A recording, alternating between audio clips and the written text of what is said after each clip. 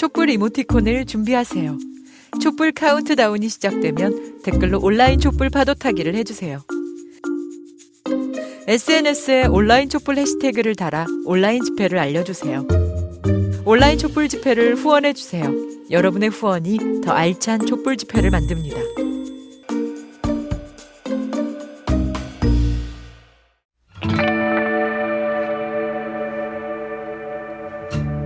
먼저 보훈개혁연대에 대해서 간단하게 소개 좀 부탁드립니다. 쉽게 해서 보훈유공자를 하면은 우리나라가 일제강점기에서 독립을 위해서 희생하고 그 다음에 활동을 해온 독립유공자가 있고요. 6.25 참전 유공자가 또 있고요. 베트남 전쟁, 월남 참전 군인들의 몸바쳐 희생한 유공자들이 있고요. 군사 독재 정권에서 현재 민주화 한국 대한민국 있기까지 희생한 민주 보훈 유공자들이 있습니다. 4.19라든 5.18 희생자들도 광범위하게 포함해서 그런 사람들을 보훈 유공자를 합니다. 일반 시민 단체들하고 연대해서 보훈 계획을 추진하기 위해서 결성한 단체가 보훈 계획 연대입니다. 보훈개혁을 가로막고 있는 가장 큰 문제점, 장애물 이런 것들은 어떤 게 있을까요? 보훈처 개혁이 안 되면은 보훈 단체에 대한 모든 부조리 부정부패가 시정될 수 없다. 보훈처장을 민주세력의 개혁 성향이 있는 분으로 교체하자고 주장을 하고 있는 겁니다. 지금까지 잘못된 관행이나 모든 것들을 개혁을 할 수 있도록 우리 보훈개혁연대에서 적극 추진하고 건의하고. 대표님께서 이 월남 참전 개혁연대도 이끌어오고 계시는 걸로 알고 있는데요. 이 박정희 정부에서 월남 참전 군인들이 전투 수당을 지급받지 못해서 그에 대한 이제 진실 규명, 명예 회복을 위해서 싸우고 계시는 걸로 알고 있습니다. 월남 참전자들에게는 어떤 일이 있었는지 이거 좀 말씀해 주세요. 우리가 베트남 참전함으로써 우리나라 38선이 약화가 되기 때문에 우리나라 군인을 베트남 보낼 때는 그게 상응하는 국군 현대화라든가 국군 장비 개선이라든가 처우로 개선해야 된다. 그 요구 조건을 미국에 제시를 한 겁니다. 존슨 대통령과 이동원 장관 간의 협상이 있었습니다. 미국과 똑같이 대우를 해주겠다는 약속을 받고 우리가 월남전에 참전을 한 겁니다. 우리가 월남 다녀온 지 한 30년이 지난 후에야 그 당시에 그런 협상도 있었고 그렇게 대우를 해준다든가 이런 전투당을 준다든가 이런 약속이 있었던 것을 2005년도에 알게 된 겁니다. 알고 보니 우리가 받은 게 없더라. 그래서 우리가 이것을 진실을 밝혀서 못 받은 게 있다면 받아내고 국가에서 명예회복도 시켜줘야 되고. 네, 박정희가 월남 참전자들의 이 수당을 개인적으로 착복해서 자신의 재산을 만들었다. 그리고 또 해외에 은닉 재산이 있다. 이런 의혹들이 끊임없이 있는데요. 이 진실을 밝히는 것이 어떤 의미가 좀 있을까요? 불법 재산 해외에 도피된 재산 중에 스위스은행에 예치됐다는 돈이 880조 원이라는 얘기도 있고, 그래서 지금 다시 21대 국회 때에서 불법 재산 몰수 특별법을 제정을 지금 계획을 갖고 있습니다. 그 특별법을 통해서 스위스은행에 숨겨져 있는 돈에 쉽게 얘기하면은 우리나라 재산을 빼돌렸다든지 월남 참전자들이 받아야 할 수당이나 봉급 등이 빼돌린 돈이 있다 하면은 그것을 우리가 밝혀서 받아야 되지 않겠느냐. 32만 5,944명이 파월을 해서 5,099명이 죽고 11,232명이 부상을 당하고 34만 중에 3분의 1인 11만 명이 고엽제 환자가 돼서 돌아왔습니다. 이런 분들이 세상을 뜨기 전에 이걸 밝혀서 우리가 수고 목숨값이 제3자가 탈취했거나 국가에서 그 관리를 잘못해서 받지 못했다 하면은 그걸 우리가 어떻게든 배상 받아야 된다고 생각하니까 우리 월참 전우들은 소위 박정희가 다 빼돌렸다 이렇게 원망을 하고 있는 겁니다. 우리나라가 바로 되고 민주화가 되고 적폐 세력이 없는 진짜 나라다운 나라를 만들어서 우리 후손 물리주의한테는 사명을 갖고 이 일에 동참하는 보훈 계획연대 회원들이 있습니다. 안녕하세요. 연두입니다. 지난 8월 15일 코로나 부대의 광화문 난동 모두 기억하시죠? 그날 이후 수도권을 중심으로 코로나 확진자가 급격하게 늘었고 사회적 거리두기 3단계 직전까지 갔었어요. 이때 코로나 재확산이 특히나 위험했던 건 광화문 집회 참가자들이 참가 여부와 동선을 숨겨 역학조사에 심각한 방해를 했다는 거예요. 국민들은 내 옆에 있는 사람이 혹시 집회 참가자는 아닐까 한동안 불안에 떨어야 했고요. 2달 가까이 전 국민에게 심리적, 경제적으로 막대한 피해를 줬던 이런 집회가 또 열린다면 정부는 어떻게 해야 할까요? 당연히 막아야겠죠? 정부는 극우 보수 난동 세력들이 대규모 집회를 예고한 개천절과 한글날에 광화문 광장을 차벽으로 둘러싸 서울 중심부에 대규모 인원이 모이지 못하게 했어요. 이런 조치를 시민들은 매우 환영했습니다. 그런데 국힘당이 이 차벽을 가지고 논란을 일으키고 있어요. 2008년 국민들의 지탄을 받았던 명박산성과 비교하며 이번 차벽이 민주주의를 대단히 무너뜨린 양 공격을 하고 있는데 와, 정말 어이가 없어요. 컨테이너를 쌓아 용접까지 해가며 국민의 목소리를 막았던 명박산성과 코로나 확산을 막았던 차벽이 같나요? 또 2015년 무자비한 물대포 직사로 백남기 농민을 살해했던 근해장성과 국민 건강을 위한 차벽이 같나요? 정권 유지를 위한 차벽과 국민 보호를 위한 차벽이 어떻게 같을 수가 있나요? 정말 비교할 걸 비교해야지 기가 차서 대꾸할 가치도 못 느끼겠어요. 국힘당이 떨어져가는 지지율을 어떻게든 살려보려고 발버둥치며 현 정부를 공격하려고 무리수를 두는 모양인데 이런 무리수가 도리어 자기들 얼굴에 똥칠하는 건지는 모르나 봐요. 망해가는 국힘당의 마지막 발악에 휘둘리지 말고 적폐청산을 위해 꿋꿋이 걸어가는 우리가 되면 좋겠습니다. 오늘의 만평 끝!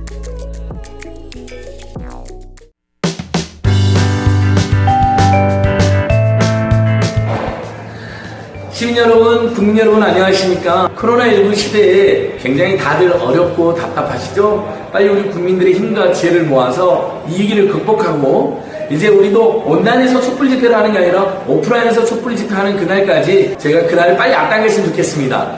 국민의 힘당, 국민에게 짐이 되고 암덩어리가 되는 국민의 짐당이고 국민의 암당인데요. 실제 이 사람들이 요즘 우리 국민은 엄청난 짐과 암이 걸릴 것 같은 분노를 주고 있는데 당군인의 사상차악의 이해충돌과 특혜수주 박덕흠, 제2의 이명박이라고 하는 박덕흠이 있고요.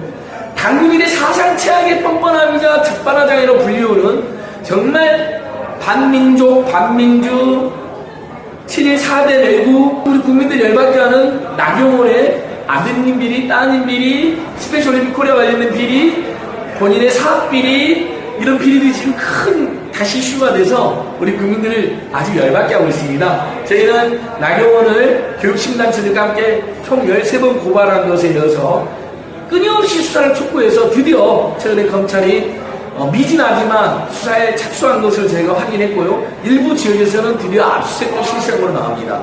나경원은 반성커녕 오히려 MBC 기자와 뉴스타파 기자와 저희들을 명예훼손으로 손해배상 청구 소송도 모자라서 선거법과 사무소까지 했지만 그것은 여러분의 성원으로 또 당연하지만 모두 무혐의 처리가 됐습니다. 오히려 나경원 씨에 대해서 아드님의 특혜 비리가 대부분 사실로 밝혀지는 서울대 연구진실성조사위원회 결과가 국회 민주당 의원들의 노력으로 공개됨으로써 나경원이 그동안 너무나 뻔뻔하고 너무나 적반하장격으로 자기와 관련된 모든 비리가 다 하나도 사실이 아니다. 심지어는 관련 기관의 조사에 의해서 모두 허위임이 확인됐다라고 이렇게 이야기했던 것이 거짓말이라는 게 다 탄로 나버렸습니다. 서울대 연구진실성조사위원회 조사 결과를 제가 직접 읽어보니까요. 나경원 씨가 직접 서울대 전화해서 연구실 정도를 쓰게 해주는 정도가 아니라 미국에 있는 엑스포 고등학생들의 학술대회에 나갈 수 있게 해달라고 도와주라고 부정한 청탁을 했고 온갖 지원을 받아서 논문을 작성했는데 그 논문을 이탈리아 밀라노에서 발표할 때도 나경원 아들이 안 가니까 서울대 대학원생이 대리 참석해서 발표한 걸로 나옵니다. 이 전 과정이 TK가 아니고 엄마 찬스가 아니고 당시 박근혜 정권의 실세 정치인의 미세가 아니면 우리나라 국민, 우리나라 고등학생 누가 그런 걸 할 수 있고 그런 불공정과 특혜를 통해서 미국에 있는 대학에 입학했다는 의혹이 계속되고 있는 것입니다.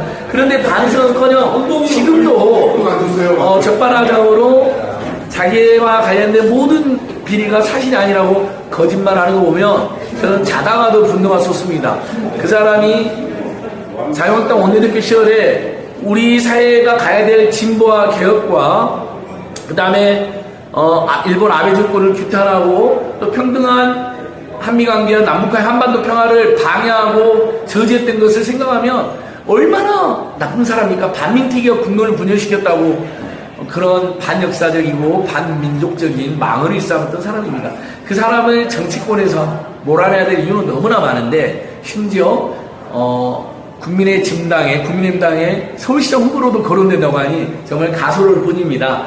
하지만 여러분 걱정하지 마십시오. 나경원 전 의원의 온갖 비리들은 대부분 지금 사실로 확인됐고 제가 곧 또 이 사람의 거짓말과 적반하장을 조목조목 반박하는 아주 짜임새 있는 대응을 준비하고 있습니다. 박덕흠 씨에 대해서도 3번까지 고발했고 검경이 지금 수사에 착수했는데 의원직을 사퇴하고 검경의 수사를 받고 엄벌을 받아야 된다. 이런 점들을 계속 국민들과 함께 캠페인해 가도록 하겠습니다. 광화문 촛불연대와 매주 토요일마다 오프라인에서 온라인 촛불 집회 해주시는 시민 여러분, 국민 여러분 정말 고맙습니다. 저희들도 민생경제연구소도 또 저랑 함께 해주시는 시민연대 함께 참자유 청년연대 또 개혁국민본부 이런 분들과 함께 더 열심히 달려뛰겠습니다. 또 다음 촛불 집회 때 만나겠습니다. 고맙습니다. 주쟁.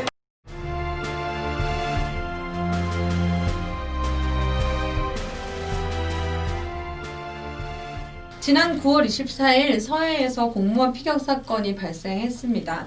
국민의힘은 서해 공무원 피격 사건을 계속 쟁점화하면서 정부를 공격하고 문재인 대통령의 종전선언 제안을 무력화시키려는 의도를 노골적으로 드러내는 게 아닌가 싶습니다. 그런데 정치권의 쟁점이라는 것을 떠나서 이 사건의 실체 자체에 대한 의혹이 전혀 풀리고 있지 않다는 점을 놓쳐서는 안 될 것 같은데요. 우선 몇 가지 의혹들을 짚어보도록 하겠는데요. 첫 번째는 서해어업지도원이 북측에서 피격된 사건을 두고 의도적인 월북이다, 실족으로 인한 표류다라는 주장이 맞서고 있는데 사실 이 두 주장 모두 근본적인 의문을 해소하지 못하고 있는 것 같아요. 우선 서해 연평도에서 북측 해역까지가 약 38km에 달하는 거리지 않습니까? 근데 이걸 어떻게 이동했느냐라는 의문이 있습니다. 해경은 그동안 조류의 흐름을 타고 구명조끼와 부력제를 이용할 경우에 발견된 위치까지 이동이 가능하다라고 밝히고 있는데 이게 정말 가능할지 좀 설명을 해주시면 감사하겠습니다. 예, 실종 당시 조류 흐름은 연평도에서 이 북동 방향으로 흘렀습니다. 이 발견된 지점과는 반대 방향이었던 거죠. 연평도 어민들은 조류를 타고 북측 해역으로 가는 것은 불가능하다고 이야기합니다. 당시 조류가 소연평도를 기준으로 했을 때 북동 방향으로 흘렀어요. 강화도와 교동, 연백 방향으로 흐른 거죠. 근데 A씨가 월북했다는 등산곳은 북서 방향입니다. 물살이 동북 방향으로 흐르는데 이를 거슬러 38km까지 갔다는 걸 믿을 사람은 없죠. 연평도 기준 동북 방향은 그나마 잡을 풀 같은 게 있고 간조시에 디딜 곳이 드러나기 때문에 설령 월북했더라도 쉬면서 갈 수 있습니다. 하지만 등산곳 방향은 해협에 해당하는 곳이라 물살이 세고 황해, 냉수대에 해당하는 곳이어서 저체온증으로 몇 시간도 버티기 어려운 곳입니다. 그런 곳을 헤엄쳐서 월북했다는 것을 납득할 의미는 거의 없습니다. 조류를 타고 갈 수 없었다면 구명조끼와 부유물을 타고 조류를 좀 이겨내고서 북서 방향으로 38km를 이동을 해야 하는 거잖아요. 이거는 가능했을까요? 예, 함께 배를 탔던 동료 선원들은요, 조류도 강하고 당시 밀물로 이 조류가 동쪽으로 흘러가고 있었거든요. 이 부유물과 구명조끼를 입고 북쪽으로 헤엄쳐 갈 수 없다고 주장합니다. 이번에는 A씨가 이동한 경로를 따라 북쪽으로 뱃머리를 돌렸습니다. 거친 물살 때문에 배는 앞뒤 좌우로 계속 흔들립니다. 구명조끼 입고는 또 너무 강하죠. 수영은 잘 안 돼. 구명조끼와 부유물로는 이동할 수가 없다는 말입니다. 이 말을 좀 더 확인해 보았습니다. 저는 그 해군 이함대 소속으로 PCC 함정을 타고 연평도 인근에서 경계 근무를 했었습니다. 구명조끼에 대해서 이야기를 드리려고 하는데요. 구명조끼는 계곡에서 래프팅 할 때나 아니면 뭐 한강에서 오리배 같은 거 탈 때 주변에서 쉽게 볼 수 있는 물건이에요. 해군 함정에서 사용하는 구명조끼를 말씀을 드릴게요. 저희가 이름을 카포크라고 부릅니다. 부피가 큽니다. 상체를 이렇게 쭉 감싸는 구명조끼인데 부유물이 많은 형태의 구명조끼예요. 그래서 이 카포크를 입게 되면 활동성이 매우 떨어집니다. 이 카포크의 기본 목적은 최대한 오래 물에 떠있게 해서 구조될 때까지 생존을 보장하는 것입니다. 예를 들어서 이제 해군 함정이 전투 능력을 상실하고 배를 떠나야 할 때, 이걸 저희가 이제 이함한다고 하거든요. 최대한 안전을 확보하고 바다에 떠 있어야 하는데 구조함이 올 때까지 그 자리에서 기다려야 합니다. 이때 이제 해군들이 하는 게 전투 수영이라고 하는 건데, 이 전투 수영이라는 거는 침몰하는 배에서 뛰어내려서 배로부터 안전거리 50m거든요. 50m 떨어진 바깥까지 수영하는 것을 전투 수영이라고 합니다. 해군이 카포크를 입고 이동하는 거리는 50m입니다. 이번 사건에서 그 서해 해수부 공무원 그분이 구명조끼를 입고 어떻게 그 시간에 그 거리를 이동할 수 있었는지 저는 잘 모르겠습니다. 김홍희 해양경찰청장은 10월 8일 국정감사에서 조류의 흐름을 타고 구명조끼와 부력조제를 이용할 경우 북한 측에서 발견된 위치까지 가능하다고 판단한다, 이렇게 했던 기존의 답변을 정정하겠다고 밝혔습니다. 하지만 어떻게 정정하는지에 대해서는 밝히지 않았습니다. 구명조끼와 부유물에 의존한 채 조류의 흐름을 거슬러서 38km를 헤엄쳐 월북했다는 것, 사실상 불가능합니다. 표류라면 조류의 흐름에 따라 소연평도를 중심으로 반시계 방향으로 돌면서 남서쪽으로 떠내려갔어야 하기 때문입니다. 표류 예측 시스템도 인위적인 노력 없이는 북방한계에서는 올라갈 수 없다고 보는 그런 상황에서 앞선 구명조끼 부유물이 결정적 이동수단이 아니다라고 한다면 그 인위적인 노력은 과연 무엇을 의미하는 걸까 좀 굉장히 의심스러운 상황입니다. 이 사건에서 또 하나의 의문점은 또 군 당국의 소극적 대응인데요. 국방부의 보고 내용에 따르면 실종자가 발견된 시간부터 6시간 동안 상황을 알고 있었고 지켜보고 있었음에도 불구하고 실종자의 안전이나 신병 인도에 관한 조치를 전혀 취하지 않은 것으로 보이고 있는데 여기에 대해서 군이 북측 해역에서 벌어진 사건이었다. 우리 영토 영해가 위협받는 상황이 아니라서 실시간 대응이 어려웠다라고 해명을 했어요. 또 북한군의 이 씨가 포착되었다는 첩보를 입수했을 때 이 씨의 위치를 확인하지 못해서 적극적인 조치를 취하지 못했다라고 주장하는데 약간 석연치 않은 부분들이 있죠. 네, 이 부분에 대해서 설명을 좀 부탁드리겠습니다. 예, 그 지난해 6월과 9월에 있었던 일인데요. 북한 선박이 동해상에서 표류하다가 어민들에 의해 발견된 사건들이 있었습니다. 당시 북측은 국제 공통 상선망을 통해서 배를 구조해서 인계해 줄 걸 요청했고요. 우리 측이 이에 응했습니다. 또 우리 측이 먼저 국제 공통 상선망을 통해서 북측에 연락해 복귀 조치를 취하기도 했습니다. 자, 이런 경험이 있음에도 이 씨가 북측 해역에서 발견된 6시간 동안 어떤 조치도 취하지 않은 것 쉽게 납득할 수 없는 부분입니다. 이 밖에도 이 씨가 북측에서 표류한 4시간 동안 일어난 사실은 중계하듯이 밝히면서 30시간 가까이 있었던 남측 해역에서의 상황에 대해서는 아무런 설명을 하지 못하고 있는 그런 이유, 이런 의문도 제기되고 있습니다. 네, 또 다른 또 하나의 의문점은 이 씨가 탑승한 무궁화 슈퍼에 있었던 CCTV 관련된 의혹입니다.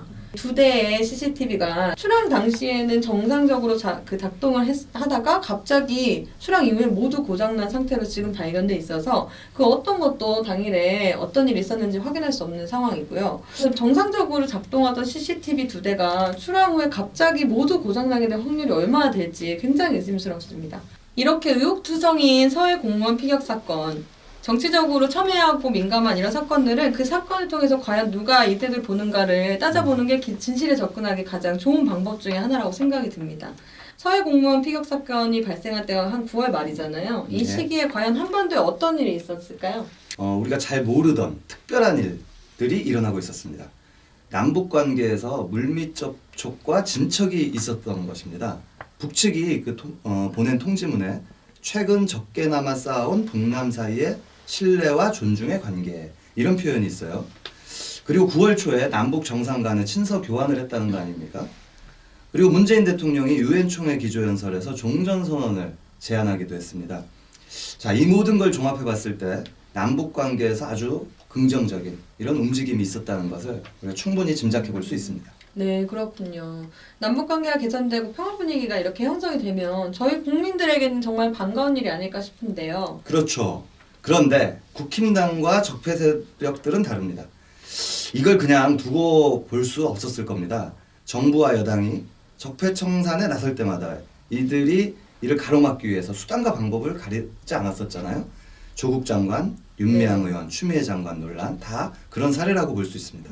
또 당시에 국힘당과 적폐 세력들이 지지율을 어렵게 이렇게 역전시키고 있었어요. 그런데 극우 보수 세력들이 광화문 집회를 해가지고 다시 지지율이 추락을 해버렸습니다.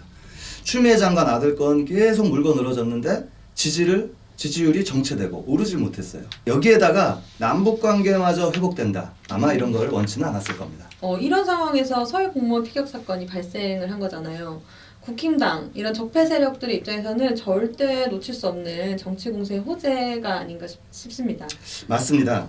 이 사건이 발생하면 그 진실을 밝히고 문제를 해결하는 데 힘을 써야 하는데 이들은 북에 대한 악감정 막 고취시키고 정부의 무능력 강조하고 대통령의 종전선언 제안은 아예 가당치도 않은 일로 몰아붙이고 있어요. 이쯤 되면은 대통령이 국제사회에 종전선언을 호소한 것에 찬물을 끼얹고 싶었던 게 아닌가 하는 의심도 듭니다. 저는 이 사건에 있어서 군부에도 주목할 필요가 있다고 생각이 들어요. 애초에 이 문제가 이렇게까지 커진 데에는 국방부의 보고가 가장 큰 역할을 했잖아요. 국방부가 이 사건을 발표하면서 시신 불태우기, 북한의 만행, 응분의 대가 등의 굉장히 원색적인 표현을 써가면서 북의 잔인함을 부각을 시켰었거든요. 그런데 북측이 사실관계를 확인하고 나서 바로 금정은 국무위원장의 사과문도 발표가 되고 재발 방지 대책들이 통지문을 통해서 넘어왔어요. 그러고 나서 우리 국방부에서 좀 서둘러서 첩보를 그럼 재검토하겠다 이런 수위를 조절하는 게 굉장히 보는 입장에서 당황스러웠고 애초에 국방부가 발표하는 거 자체가 정확한 사실을 근거한 발표가 아니라는 게 드러난 거라고 생각을 합니다. 또 첩보에 의한 정보를 정확한 확인 절차도 없이 기정사실화해서 막 서둘러서 발표하는 게 어떤 의도를 가지고 있는 게 아닌가 싶은데요. 예, 사실 이런 일들이 과거에도 있었습니다. 국방부와 군부가 대통령과 청와대를 기만하고 거짓 보고를 하고 이런 사례들이 있었던 거죠. 자, 한번 들어보시죠. 네. 2004년 7월 14일에 서해 사건이라는 게 있었는데 북한군이 NLL 북방 한계선을 무단으로 넘어서 우리 군이 잘 주도해서 퇴각시켰다라고 발표를 했습니다. 근데 다음날 북이 바로 전화를 건 거예요. 그래서 이 국방부 합참의 만행이 들통나게 된 겁니다. 대통령에게 허위 보고를 한 사례고요. 그 밖에 또 뭐가 있냐면 이 남재준 육군 참모총장의 이 쿠데타 발언입니다. 남재준 총장이 이 회의 자리에서 정중부의 난이라는 거 언급합니다. 쿠데타죠. 그럼 쿠데타 얘기를 이 회의 자리에서 꺼낸 거예요. 군 검찰이 이걸 인지하고 수사를 하기 시작했죠. 이게 어떻게 된 일이냐라고 청와대에서 물을 거 아니에요. 그래서 보고를 할 때 이거는 나를 음해하려는 거다. 나를 음해하려는 세력이 나를 이렇게 궁지에 몰아넣은 거다라는 허위 보고를 합니다. 이런 점만 봐도 이 남재준이 누구의 편이었는가가 확실히 드러나는 대목이죠. 이 문재인 정부가 됐지만 이 군 내부의 적폐 세력은 지금도 여전히 엄존하고 있습니다. 네, 정말 충격적이네요. 그동안 정부랑 국방부를 하나로 생각을 했었는데 어떻게 이런 일이 가능할까요? 국방부가 자기보다 상관이 대통령을 이렇게 무시할 수 있는 건가요? 예, 군대 내부에 있는 적폐 세력을 주목해 볼 필요가 있습니다. 예비역 장군단체 성호회라고 있어요. 이 단체는 9.19 군사합의 폐기를 주장하고 아주 호전적인 태도를 보이고 있습니다. 2019년에 출범한 대한민국 소 예비역 장성단이라고 또 있습니다. 이들은 남북공조로 대한민국 국민 영토 주권을 포기할 것이냐 아니면 헌법 5조에 명시된 신성한 국방의 의무를 다할 것이냐 분명하게 선택하라. 그리고 그 선택을 결행하라. 이러면서 군대에 항명을 선동하기도 합니다. 이들은 태극기 집회를 지원하는 강력한 후원자이기도 합니다. 정부와 국회까지 농락하는군요. 이런 자들이랑 그러면 현직 군인들도 당연히 어떤 커넥션이 있을 것 같은데 국방부에도 이들이 영향을 굉장히 많이 미치겠죠? 그럴 겁니다. 국방부의 발표에 또 의문점이 있는 게요. 국방부가 국회 국방위원회에 이 사실을 공식적으로 보고하기 전에 언론사 기자들한테 먼저 풀었다고 하더라고요. 이것도 이해하기 어려운 일입니다. 사실 이렇게 한 사례가 없었거든요. 그리고 전쟁 전략에 아주 깊숙하게 관여하는 안영호 합동참모본부 작전본부장이 발표 전면에 나선 것도 매우 이례적이었습니다. 이렇게 이야기를 좀 나눠보고 나니까 서해 공무원 피격 사건에서 우리가 좀 적폐들의 존재감을 좀 느낄 수 있지 않나 싶습니다. 그리고 또 다르게 생각해 볼 거는 군부 적폐에 대해서도 우리가 좀 더 알아봐야 되지 않나는 생각이 드네요. 예, 서해 미스테리. 모든 의혹들은 국방부의 발표에서부터 시작되고 있습니다. 군대 내부에 진짜 적폐들이 쌓여 있습니다. 한국 육군 초대부터 21대 육군 참모총장까지 모두 일본군 출신이었습니다. 박근혜를 누나로 모시는 육사 출신의 누나의 장성들이 있습니다. 그 중에 쓰리스타 삼성 장군으로 예편한 국힘당의 비례대표 국회의원 신원식까지. 자, 이들의 인맥과 카르텔 과연 얼마나 단단하게 얽혀 있을까요? 정권이 문민으로 개혁으로 바뀌면 그들은 과연 정부와 발맞춰서 개혁을 해 나갈까요? 한국 사회 가장 강력한 최후의 적폐 중에 하나는 군부 적폐가 아닐까 싶습니다. 이럴 때일수록 촛불 국민이 경각심을 가지고 이 사건을 같이 지켜보고 해결해 나가야 되지 않을까 싶습니다. 네.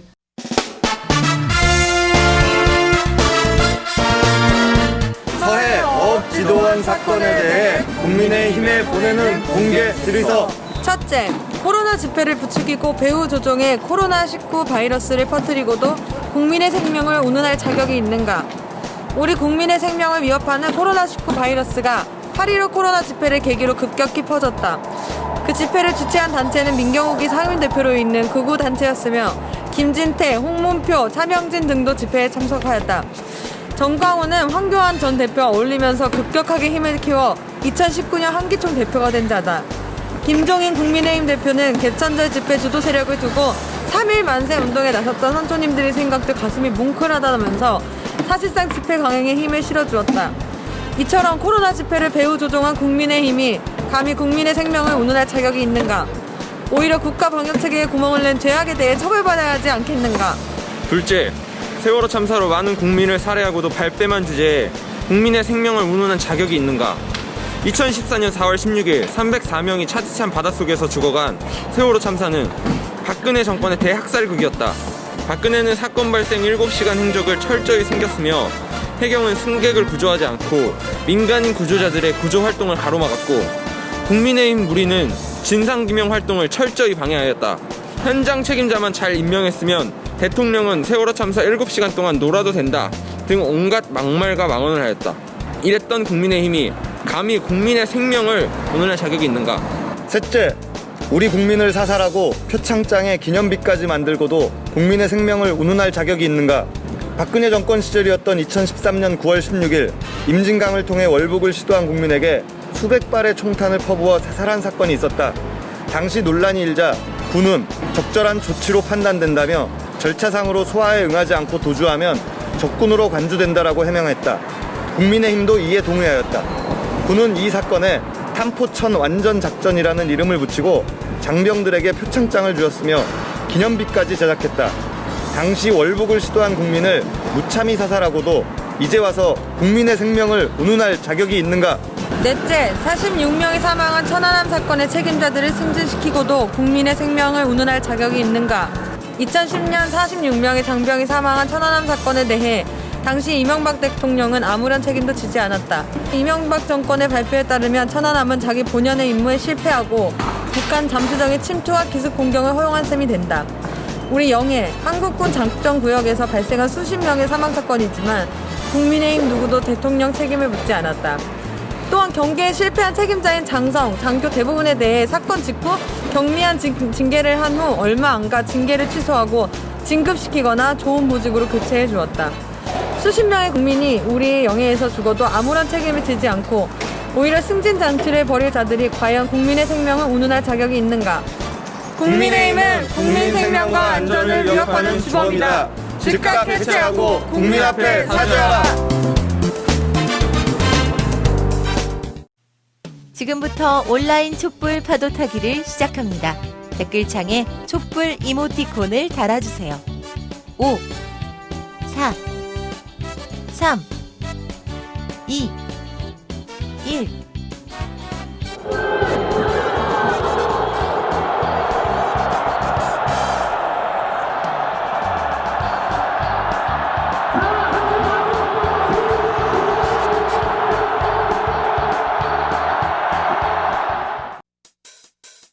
신서북청년단, 국힘당 청년위의 실체. 국힘당 청년위가 국민들을 경악해 했습니다. 몇 명을 잘랐죠. 청년위원장이 책임을 지고 사퇴하겠다고 밝혔습니다. 일단 신속하게 꼬리를 잘랐는데요. 황당한 신념과 오만함, 간이 배 밖으로 나온 대담성. 이들은 도대체 어떤 자들일까요? 이들 며칠 잘났다고 달라질까요? 국힘당 청년위의 놀라운 실체를 한번 파보겠습니다. 국힘당 중앙청년위원장 박결, 1985년생 36세, 부산 출신. 한국외대에서 독일어 문화 콘텐츠학을 전공하고 런던 대학교의 골드스미스 칼리지에서 문화산업학 석사 획득, 해병대에서 군복무. 2019년 7월 창당된 청년구구정당 자유의 새벽당 초대 당대표.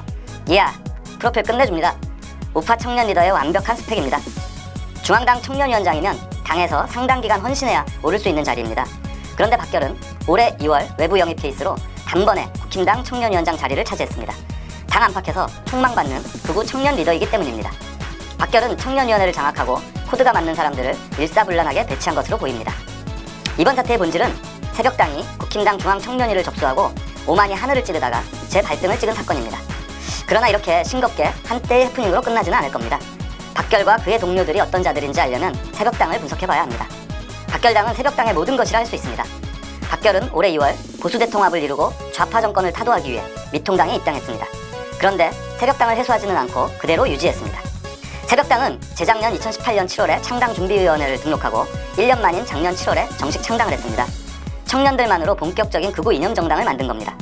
2002년 대선 패배 이후 보수 세력은 뉴라이트 청년들을 육성하고 일베들을 꾸준히 키워왔는데 이렇게 독자적인 창당을 한 것은 최초의 시도로 보입니다. 새벽당의 정당정책 과감합니다.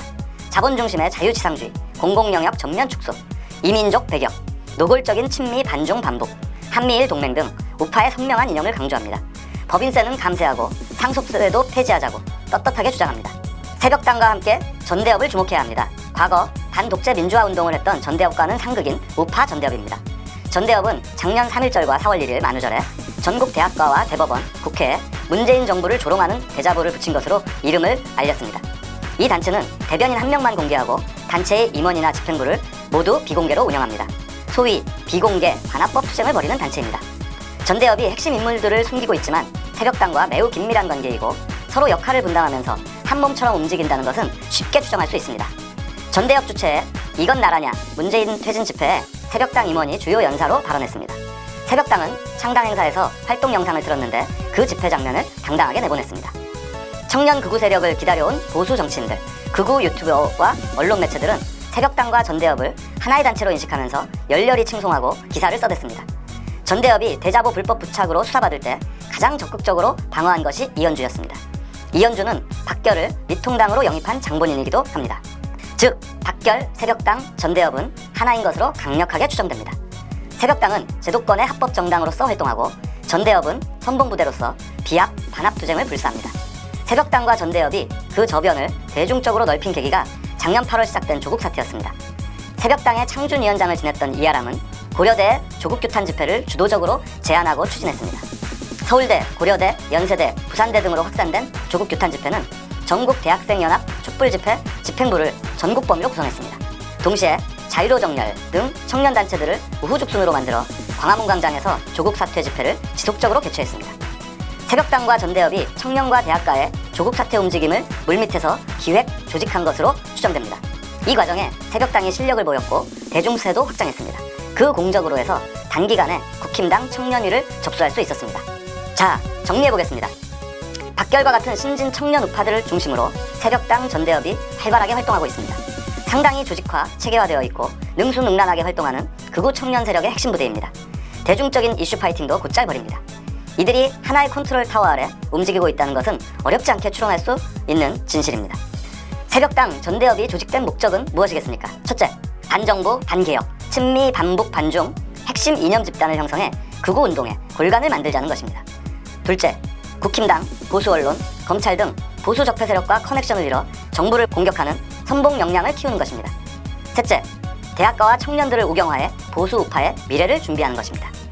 이들 신흥 극우 청년 세력은 신서북 청년단이라 할 수 있습니다. 1946년 북한에서 월남한 친일파, 친일지주, 반공 개신교를 기반으로 창단한 서북청년단은 이승만과 친일파의 비호 아래 무소불위의 권력을 휘둘렀습니다. 자주독립세력, 좌파에 대해 암살과 테러를 무차별적으로 저질렀고 제주 4.3 항쟁에 토벌대로 참여해 무수히 많은 양민을 학살했습니다. 지금 극우 세력과 우파 청년 단체들은 현 정부를 친중, 친북, 좌파라고 규정합니다. 자기들의 나라를 빼앗겼다는 피해 망상증에 사로잡혀 있습니다. 새벽당 전대협은 극우 보수 세력의 절대적인 지지와 지원을 받고 있습니다. 문재인 정부를 타도해야 할 대상으로 보고 있습니다. 이들이 하는 짓을 그냥 조롱하고 웃어넘길 일이 아닙니다. 오늘 우리가 방심하면 그들은 반드시 민주를 압살하고 개혁을 뒤엎는 폭력으로 등장할 것입니다. 적폐 기득권 세력은 국민들을 개돼지로 보고 지배하려 합니다. 우리는 매의 눈으로 그들을 지켜봐야 합니다. 적폐 세력을 철저하게 완전하게 청산할 때까지 국민의 투쟁은 멈출 수 없습니다. 국민들이 승리할 것입니다.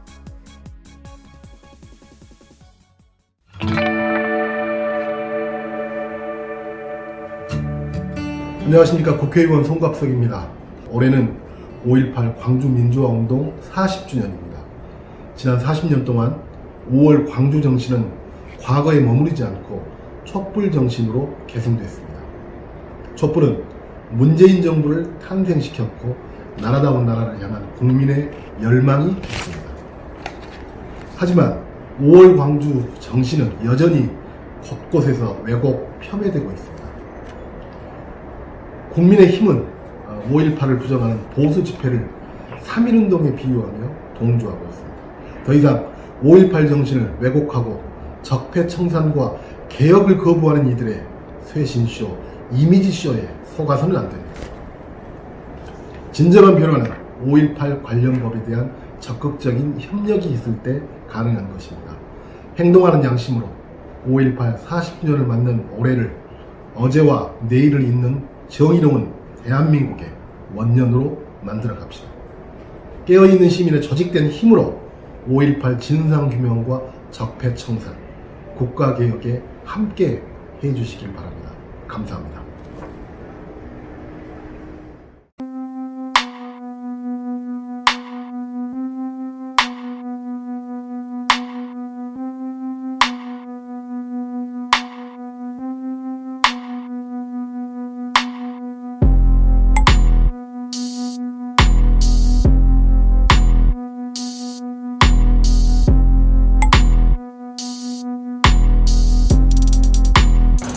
여기요?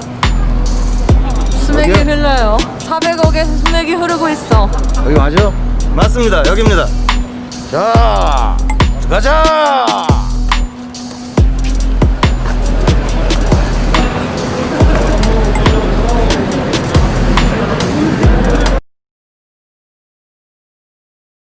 정말 돈지랄이네요. 제 아이패드도 이게 얼마나 산 건데 100만 원짜리, 그 다음에 이제 뭐 연장도 한 2천 원짜리인 거 생각해보면 아주 어마어마한 돈이 아닐 수 없습니다.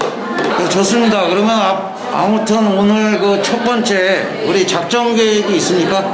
예, 오늘의 작전 계획은 당사 점령입니다. 두둥! 얘들이 이 당사를 400억 원을 대출을 받아서 샀어요. 야, 이자 뭐 엄청나게 물겠죠? 많은 장난 아니죠? 예, 이 전 빌딩 주인한테 100억 원을 바친 겁니다. 그 시세 차익으로 100억 원을 남겼대요. 이 국힘당 아마 몇 년 후에 얘들 팔면서 한 100억 원 또 남기려고 하겠죠?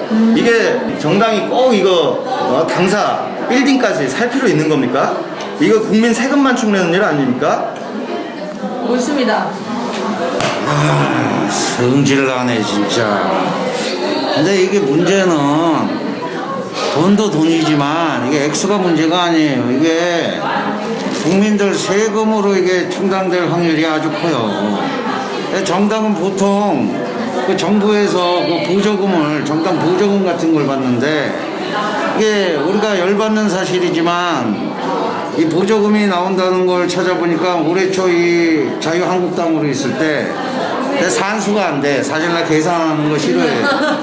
30억을 받았대요. 어마어마합니다. 네. 이런 정치 양아치 집단들에게 우리가 당사 사주는데 우리의 혈세가 낭비돼서 이게 되겠습니까, 여러분들? 여의도 땅이 이게 금싸라기 땅 아니야, 여기가. 맞습니다. 네? 이거 진짜 줘야 되냐고, 이런 거를. 열받네 진짜. 이거 돌아버리겠네. 연장질 해야 돼 이거. 아니, 그리고 이놈들이 한 말이 진짜 어기 막히고 코가 막힙니다. 정당이라는 게 막 실체가 있는 집단이 아니어가지고 당원들이 몸에 공간이 꼭 필요하대요. 근데 꼭 필요하다고 하면서 지금 몇 억을 쓴 건지 모르겠고, 제가 이제 항상 저희 삶의 모토는 남의 시선이거든요. 이게 남의 시선을 많이 살아가는데 완전 핵 관정이죠. 필요 없는 거를 이렇게 많은 국민 혈세를 들여다가 산 건데 국민들의 이 피땀 눈물이 막 이렇게 나가는 것도 아랑곳하지 않고 자기들의 어떤 있어 보이고 싶은 마음을 채우자 하는데 이제 열받으니까 커피 한 잔 한번 해보실까요? 그러니까 커피를 한 잔 하는데 네. 떡금이한테 달라고 그래. 떡금이. 떡금이. 5천억 헤쳐먹었잖아. 맞네. 자, 우리 건강 한번 합시다. 떡금이. 아우. 자, 이렇게 400억짜리 당사 들어와가지고 얘들이 하는 일이라고는 지들 내부 권력 다툼밖에 없어요. 맞아. 예, 이번에 지금 안철수가 당에 들어오느냐 마느냐 이거 가지고 김종인하고 안철수하고 진짜 치고받고 난리가 아닌데 그 김종인이 안철수한테 야 안철수 뭐 앞으로 정치를 하든 말든 내 할 바 아니야? 뭐 이러질 않나. 안철수가 그 국민의힘으로 들어오는 거를 어떻게든 지금 김종인이 막고 있죠. 예, 안철수도 지금 김종인한테 지금 감정이 장난 아닌 것 같아요. 그러니까 우리가 김종인 아저씨를 우리가 예의주시를 하면서 봐야 돼요. 이게 이 인간을 보면 우리가 국감당을 알 수 있거든. 그러니까 이 김종인이가 어떤 인간이냐 하면 철새 중에 철새예요. 기회주의자? 맞습니다. 완전 기회주의자이고 이게 민주당 당대표에 있을 때도 자기를 공천 2순위에 쳐넣었어. 그건 권력 욕심이 하늘을 찔러 하늘을. 예, 이 아저씨 아주 조심해야 될 인물이고 이 인간이 또 저기 미래통합당 그쪽으로 넘어갔을 때는 자기 임기를 원래 4개월짜리 아니야. 4개월짜리였는데 자기 임기를 2021년까지 해서 노욕이 장난이 네, 노욕이 욕심이 하늘을 찔러요. 네. 또 찾아봤는데 위키미디어에서 찾아봤는데 박근혜 대선 캠프 위원장이었더라고요. 근데 전 나쁜 사람이다 생각만 하고 있었는데 진짜 이거는 극악무도한 사람이 아닌가. 그리고 그래서 사실상 박근혜 단선시켰다고 볼 수 있고 최순실이라던가 이런 극악한 악의 무리들이랑 그 연결고리가 없을 수 없다는 생각도 들었고 좀 한나라당이랑 옛날에 민주당이랑 막 오락가락 하면서 정신도 좀 오락가락 한 것 같은데 굉장히 연장 주세요. 연장 안 이 아저씨. 안철수 지금 영입 논란에서도 지금 김종인 이 사람이 자기가 지금 대통령을 해먹으려는 거예요. 안철수가 그래도 지금 보수에서는 지지율 1등 나오거든요. 그러니까 절대 들어오면 안 되는 거야. 이게 안철수뿐만 아니라 지금 김종인이 안에 있는 대선 후보들 하나하나씩 가지치듯이 촥촥촥 이렇게 지금 다 쳐내고 있는 거예요. 그러고 있는 겁니다.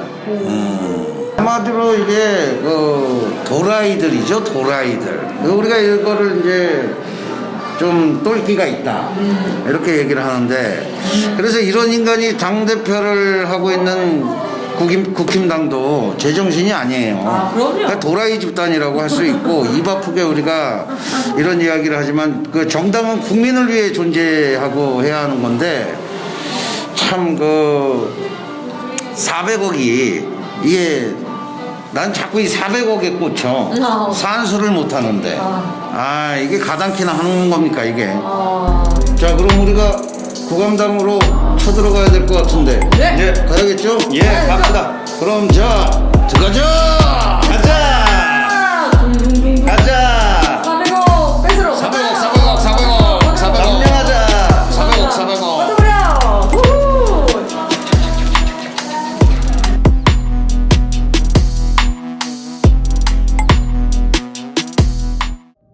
21대 국회는 박근혜 전 대통령과 청와대 주요 요직의 기록물 공개를 결의하라.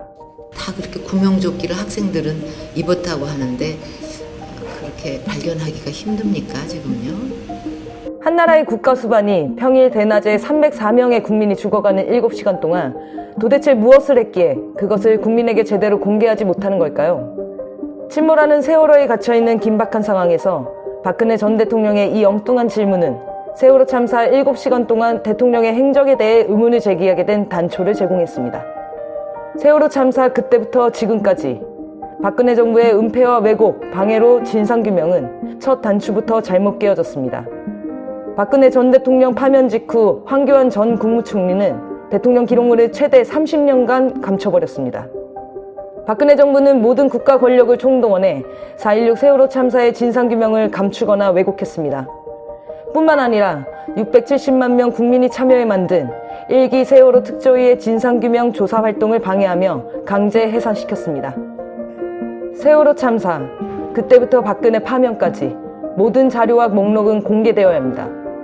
세월호 참사의 진실과 국민으로부터 심판받은 정의를 위해 박근혜와 청와대 요직의 기록물은 철저한 조사와 수사 대상입니다.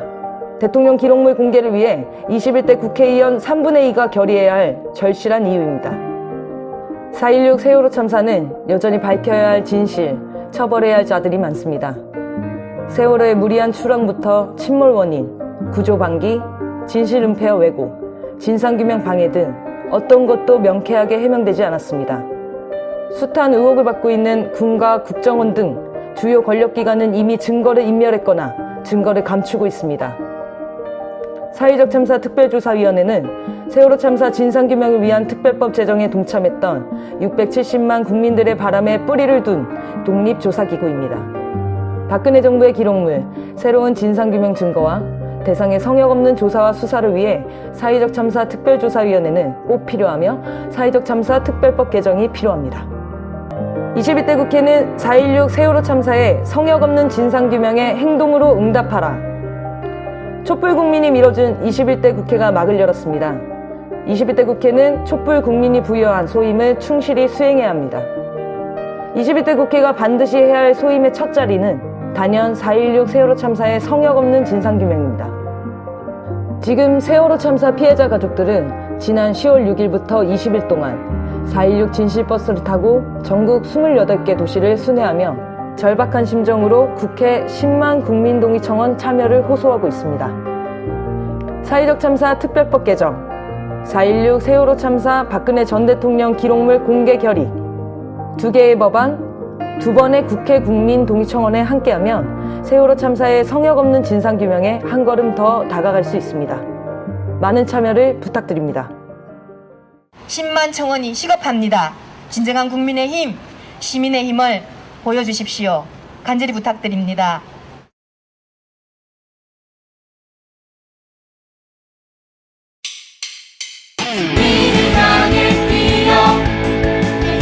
(11월 3일을) 기억하십니까? 일제의 차별과 억압에 맞서 광주에서 시작되어 전국으로 확대된 광주학생운동 기념일입니다. 올해로 91주년이 됩니다. 광주학생운동 기념일은 학생의 날로 기념되어 오다가 박정희 유신 정권에 의해서 없어졌고 다시 민주화운동을 통해 되찾은 날이기도 합니다.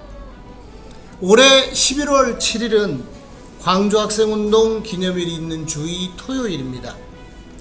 우리 이날 차량으로 임진각으로 행진합시다. 차량으로 행진한다는 것은 코로나19가 창궐하는 엄혹한 시기이기 때문인데 왜 임진각으로 행진하자고 하는 것일까요? 광주학생운동은 항일운동이었습니다.